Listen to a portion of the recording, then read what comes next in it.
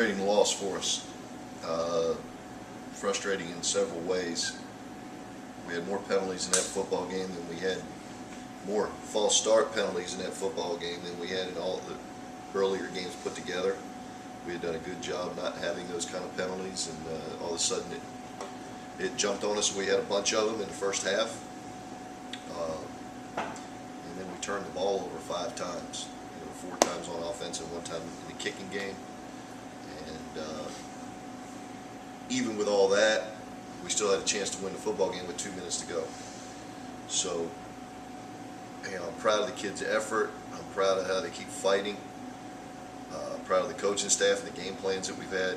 But we cannot continue to shoot ourselves in the foot and be successful.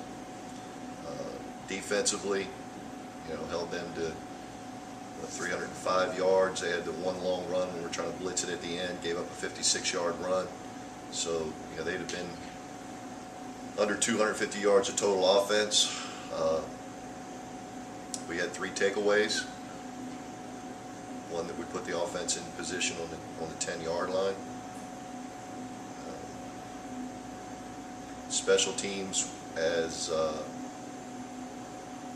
Brandon Collins went down with an injury, we decided to play Tony McCray, who's our backup punt returner, which was his first live, he's been doing well at practice, but his first live duty as a punt returner. And one he let get over his head, which took an 18-yard roll and died on the 5-yard line.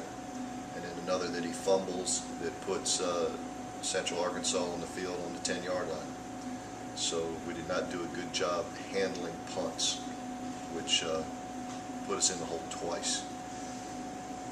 Offensively, did some good things. Brandon Collins with 160 yards, his best game yet. Really made some big-time plays.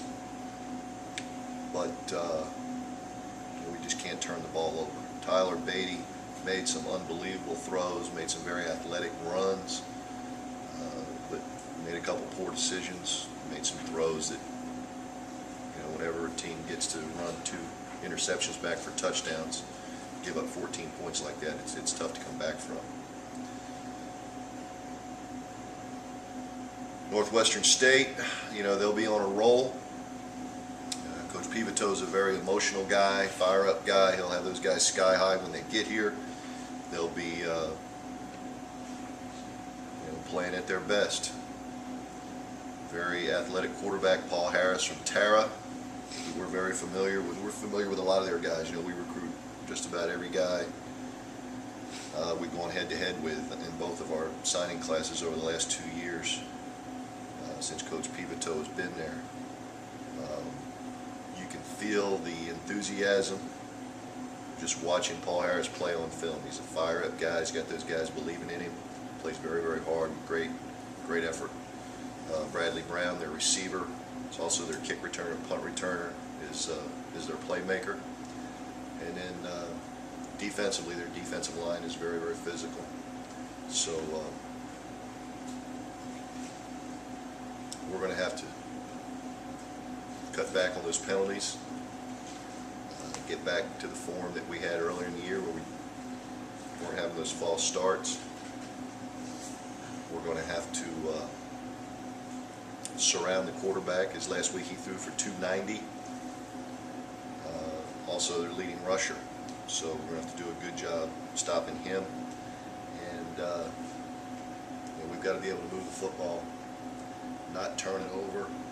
And when we get down in the green zone, last week we kicked 3 short field goals. We've got to turn those into touchdowns instead of field goals.